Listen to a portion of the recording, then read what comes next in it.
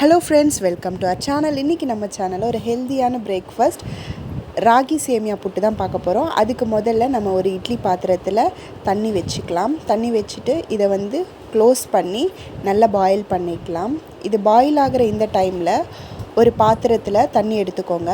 இந்த தண்ணியில் நான் இன்றைக்கி அணில் ராகி சேமியா தான் எடுத்திருக்கேன். இதில் ஒரு ஹாஃப் பேக்கெட் நான் இதில் போட்டு சோக் பண்ணி வச்சுக்க போகிறேன். இந்த ராகி சேமியா ஃபுல்லாக கம்ப்ளீட்டாக முழுகிற மாதிரி அவ்வளோ தண்ணி எடுத்துக்கோங்க.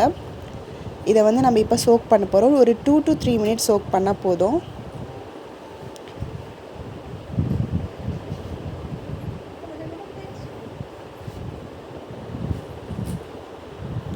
பாருங்கள், இந்த மாதிரி முழுகிற அளவுக்கு தண்ணி ஊற்றி சோக் பண்ணிக்கோங்க.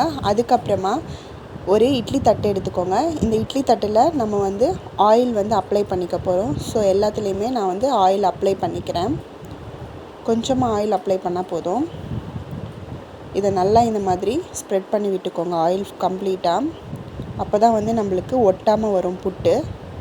அதுக்கப்புறமா நம்ம இப்போ தண்ணி பாயில் ஆயிடுச்சான்னு பார்க்கலாம். நீங்கள் பாருங்கள், இந்த மாதிரி நல்லா பாயில் ஆகிடணும். அதுக்கப்புறமா நம்ம ஆல்ரெடி சோக் பண்ணி வச்சுருந்த இந்த ராகி சேமியாவை நம்ம கம்ப்ளீட்டாக ட்ரெயின் பண்ணிக்கணும், வாட்டர் எதுவும் இல்லாமல். பாருங்கள், இந்த மாதிரி ட்ரெயின் பண்ணதுக்கப்புறமா இந்த ராகி சேமியாவை நம்ம ஆயில் அப்ளை பண்ணி வச்சுருக்க இட்லி தட்டில் கொஞ்சம் கொஞ்சமாக நம்ம அந்த குழியில் வச்சுப்போம். பாருங்கள், இந்த மாதிரி.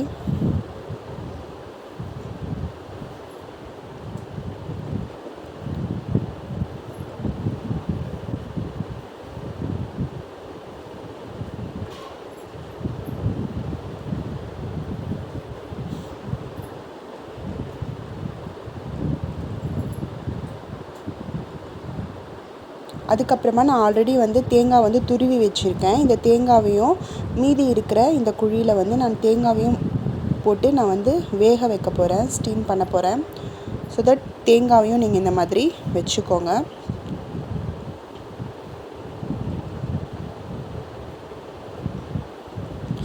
இதை நான் இப்போ இட்லி பாத்திரத்தில் வச்சு நான் லிட்டு க்ளோஸ் பண்ணி ஒரு 10 to 12 மினிட்ஸ் நான் இதை நல்லா ஸ்டீம் பண்ணி எடுத்துக்க போகிறேன்.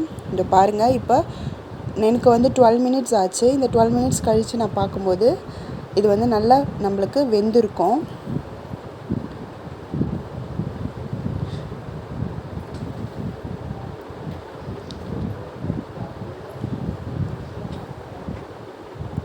அதுக்கப்புறமா ஒரு பவுலில் நான் வெல்லம் கிரேட் பண்ணி எடுத்திருக்கேன். நீங்கள் வேணும்னா சுகர் கூட போட்டுக்கலாம். அது உங்களுடைய சாய்ஸ் தான்.